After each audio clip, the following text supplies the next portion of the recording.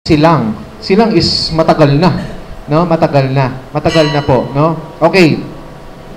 I would like to suggest to the body that we really study the manual.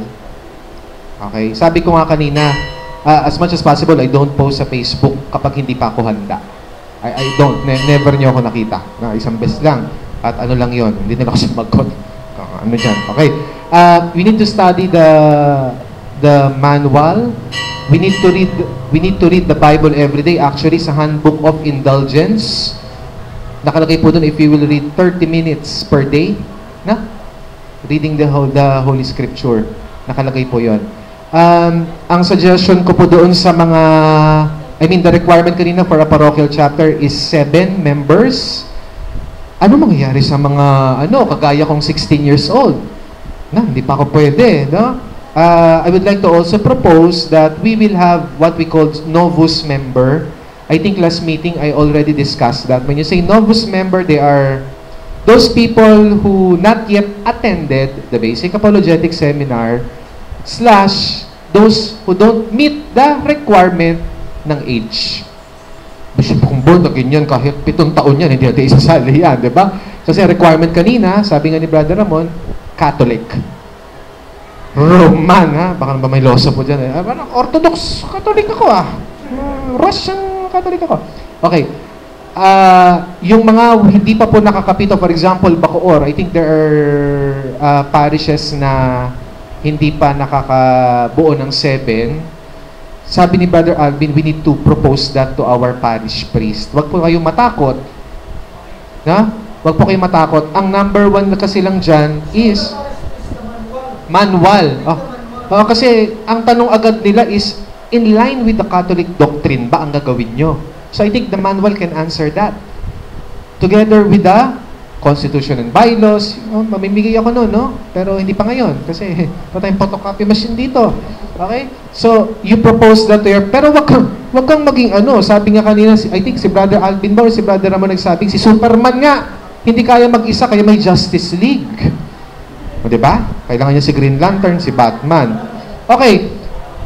Maghanap na po kami, nagsimula kami, medyo, hindi ko masabing illegal, kasi kami nila Brother RJ, we started as a parang discussion group lang every week. Nandun lang kami sa paanan ng hagdanan ng isang parish. Ganun kami nagsimula.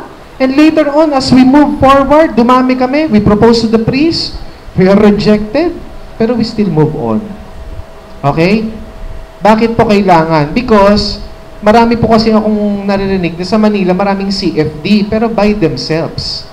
Sabi nga ni Father Ed kanina, yung fasces, no? That's the principle of the fasces, Yung testing mo, isang pirasong walis tingting, mabilis mo mapuputol. Pero kapag pinagsama-sama mo, no?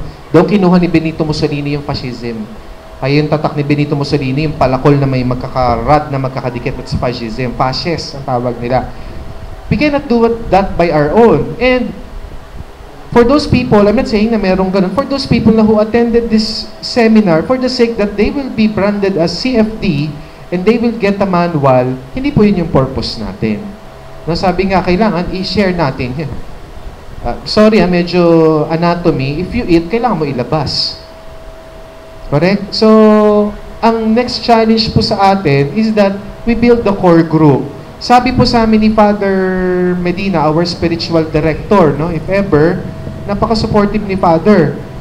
No? After the seminar, every week we will sit, we will talk about the manual, guided by a priest. Ganun po kami kaseryoso. Ganun po kami kaseryoso dito sa CFD, sa Catholic Faith Defenders. Okay? So, number 1 step, huwag tayong maging lone ranger. Okay? Build the core group. Offer that to your parish priest. No? Expect nothing, assume little, but hope in God. Okay? Yan yung pinaka-importante.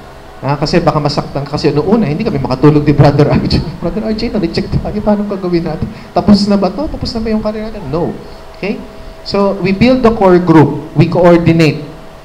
We need to coordinate. Call this dictatorship. Call this fascism. Pero Remember, we are on the early stage of a flower na nagsisimulang mag-boom at blossom, and anytime, pwedeng mabilis masira siya. That's why, please, let's listen to our spiritual director. You listen to presbyteros, to elders. Ibig sabihin, we listen to the officers. Okay? So, nabasa ko sa manual, we have the Vice President for Internal Affairs, and ang kanyang role is the Conciliation Committee. Now, and then, ngayon pa lang, I will propose to the VP Internal to make a code of discipline for CFD, Kalasag. Why? May tendency, baka mamaya, kung ano-ano na sinasabi mo, we need discipline. We need that. No? Up to such time, no, na ready na tayo. Ako, I don't believe that I'm 100% ready. Every week, nagpe-present po kami, no? Kaya tuwan-tuwa ako pag pine-present yung 4 marks of the church at saka yung Pope. Kasi nung sinasabi ni Brother Ramon, dapat meron kayong kumbaga parang major, no? Siguro on my level, I think my favorite topic is the 4 marks of the true church at saka Pope. Connected siya, no? So last week we presented that. Si Brother RJ before nag-share siya about images, no? So tayo alamin natin 'yan. Okay?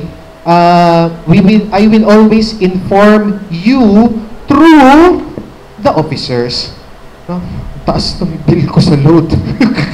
Mga hindi kayo globe. Okay lang naman yon. Pero ibig sabihin, let's do the proper protocol. I don't want to go straight to the members.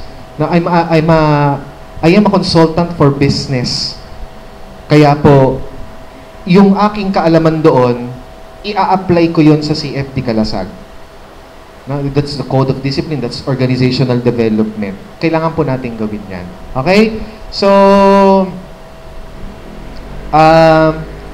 Bacoor, we have Mark Louie, Peter and Elwick, yan, mga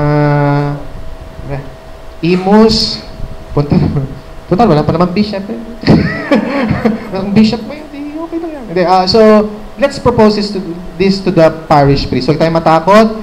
This is recommended by Archbishop Palma, the President of the CBCP. Before endorsed by Archbishop or Cardinal Vidal. No? They also include in the letter, nabasa ko yun, that the CFD is recognized by the late, Blessed Pope John Paul II. Diba? So, wag po tayong kasi nung una yun, reject tayo, no? Tinanong kasi ako nung kausap ko na, are you under the hierarchy of the church? Medyo dumugo yung ilong ko, are you under the Father Abe? Under pa tayo ng hierarchy? Pinadala ko yung letter. Ayun, no? So, yun lang po. We need the core group. We need the core group. Okay? So, if you trust me on a temporary leadership, no, situation right now, because if we will complete the at least 18 years old in each parish, I will call again for another formal election. Para fair tayo. Baka sabihin ng iba, nag-chick boy lang kayo, ikaw na ang presidente. Diba? So again, the rule, 7, okay, 7, and each parish can send 5 to 15 to form the diocesan chapter. And from the 5 to 15 delegate, they themselves will vote who will be the diocesan officers. Hindi tayo matakot sa kapangyarihan dito. Malaking trabaho yan, kung tutuusin, di ba? Pero if you trust me, if you trust somebody with a certain responsibility, then sa makakaya namin, gagawin namin yan. Okay? To conclude the evening, Brother Alvin, thank you very much. Ite-text ko po talaga kayo. No? Palakpakan po ulit natin si Brother Alvin. Alam niyo, simple lang to eh. The mere fact that you travel from Cebu, not to Manila, from Cebu to Cavite City, that's a big thing. So this is a, sabi ko, historical moment. This is a historical moment. Masamang magyabang, pero